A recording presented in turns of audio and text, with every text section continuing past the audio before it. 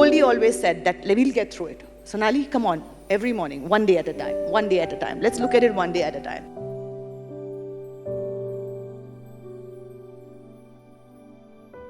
Hair and the looks have, for me, been my bread, butter, jam.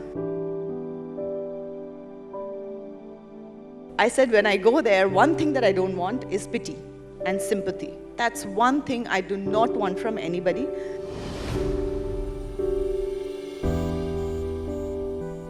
I think insurance is very important.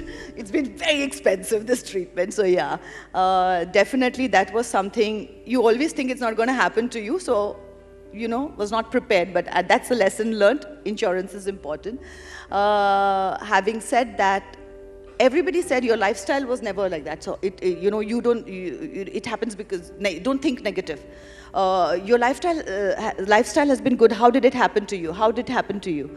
And I was like, yeah, so what did I do wrong? And I actually thought that it was me doing something wrong and that I've caused it. And I realized, I actually went to a psychiatrist, in New York, and I said, what is it? I don't understand what is happening to me.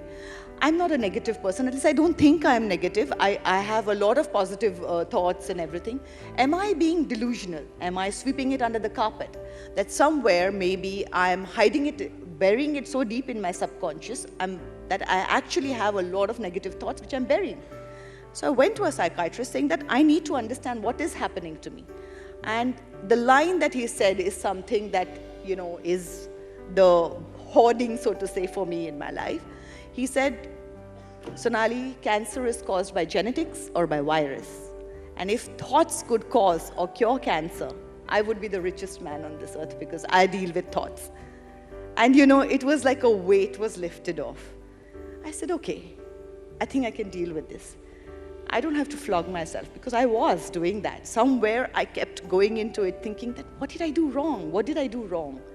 And I realized that it's not, we've done nothing wrong if we've got this disease. It's either a genetics or it's a virus. There are different types of cancer. It's under one word, cancer, but every cancer is different. The symptoms are different. The treatments are different. And every human body deals with it differently. So there are no formulas to it. And that, I think, was what was a biggest takeaway from me. I don't know why people hide it and don't talk about it. Because as soon as I put that post out, which was basically to put it out because I didn't want rumors, I didn't want distortion, I didn't want my family and my son to be looking at it and this monster to be built around it. I think I've endorsed every hair product that was there in my career. And so hair and the looks have, for me, been my bread, butter, jam, basically. So all the more reason for anybody, we are all kind of in the society, the looks are important, but especially considering that that was the career and that was what it was all about.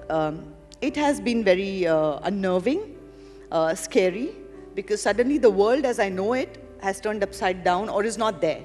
And when I came to know that, yes, I have cancer, I remember getting my team, I have a wonderful team, my girls are lovely. I remember getting them together and saying that, girls, this is what it is. I thought I looked at it like how everybody else looks at it, that it's a disease. It is. And I said, look, I have a disease. As a brand, I endorse, as a mother, I endorse healthy products. I endorse a certain way of look. My brand is over, is what I thought it was, because that's what it was. And there was nothing of what was there in my life. It was just not there anymore. So when I went there, I said, you've all been lovely, and it's been a great team, but I'm going now for this treatment, and I don't know where this goes. But I have loved you, and I really wish you all the best. And they were like, are you mad? We're in it with you. And yes, they have been in it with me wonderfully. But I said, when I go there, one thing that I don't want is pity and sympathy. That's one thing I do not want from anybody because I don't believe in it. I will feel it, no doubt, but go through it, and that's not what I want. Goldie always said that we'll get through it. Sonali, come on, every morning, one day at a time, one day at a time. Let's look at it one day at a time. And hence the hashtag one day at a time came through. And every time that it was just getting overbearing, it's like, everything pulling you down. And I said, come on, Sonali, switch it on, come on, switch it on. And that's where the switch on the sunshine came from. And literally, who would have thought that I would adapt to social media so much, considering I was technologically challenged? But these two hashtags have been what my life has been in the last few days. One day at a time, each day, just every time when it started feeling like it's too overwhelming, think of that one day, go through that moment, that one day, step ahead, one step in front of the other, just go through it. And suddenly you were through the week without realizing it. Switch on the sunshine and switch it on, bring the sunshine out, and you can look at various things with the sunshine on it, It can be beautiful and it can be lovely. So that's how it has been. I've reached a stage where I say, I don't know if I'm going to work or not. And I'm actually not insecure about saying it or nervous about saying it. That has been part of, maybe that's the business I come from, but do I have work? What am I doing next? How is it going to be next? What is it going to look like next? But I'm okay to sit back and say, I don't know what I'm going to do next. I don't know if I will work. I don't know what work I will do. I don't know. Will I act in movies? Maybe. What else will I do? I don't know. But there is definitely something out there that I have to do. I wouldn't be here otherwise. I'm alive. That means there is some purpose to it. I'll find it. And I'm happy to sit back and calmly say that I will wait for it to show itself.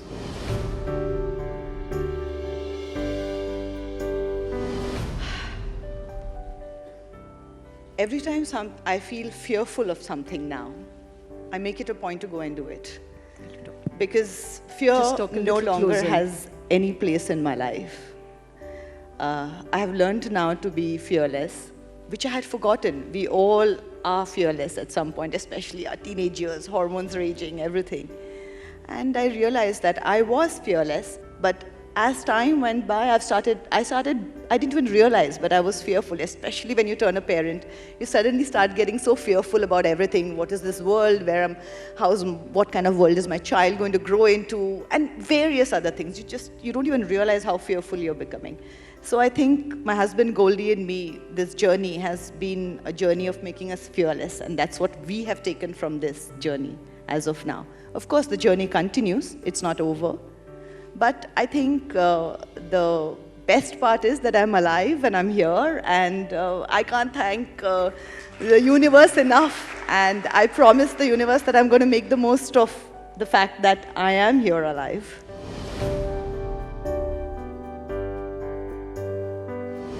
I think chemo was hard, no doubt about it, those couple of days after it, but the toughest part was post the surgery.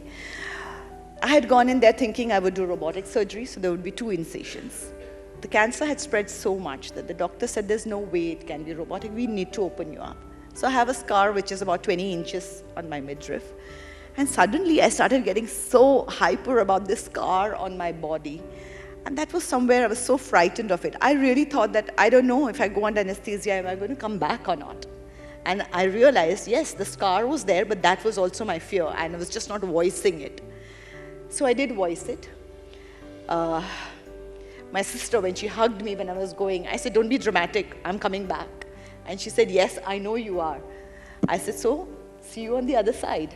But believe me, that part, I've been through a lot of physical pain in this journey, but that part, that, mentally, that I might not be coming back, I might not be there for my son, for my family, was more painful for me than anything else. And that, I think, was a very, very difficult time.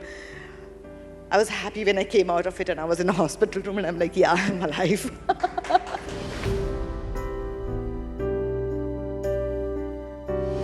This disease has taught me is that I needn't worry so much. My son is in a good world. And what made me feel that was I was in New York, difficult city, hard city. Nobody has time for anybody, etc., etc. And yet, mainly, I'm a nobody there. Nobody really knows me there. If in India something is happening, I'm a known face to whatever degree that it is. There, I was not a known face. And yet, be it a hairstylist who's saying, is this what you're going through? You know what? I make people look beautiful, but my craft, this is the fulfillment of my craft where I help. I want you to get well and come back to me for a haircut. I'm not going to charge you. This is my pleasure to do it. He doesn't need to do it. You know, it's a lot of money that they're letting go of. They're just people who are working so hard out there. A grocery store clerk who sees me coming every time over there. And she says that, you know, one week when I go in there and she says, you know what? My mom is in town. Can I get some soup made for you? Because in New York, cooking for yourself is the big deal.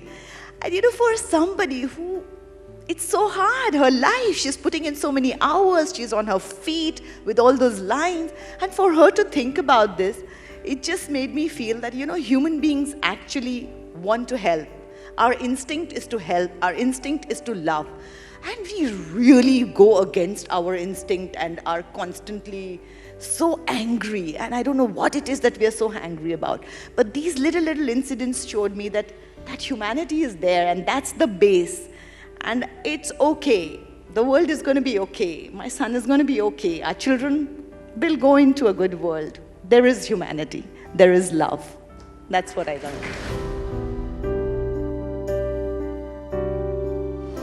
So I think physical pain is painful, but I think mental pain is what is more painful than the physical pain. And yet again, it highlights how our mind can make the pain more, and that way it can make it less also. So it is so much of it is in our mind.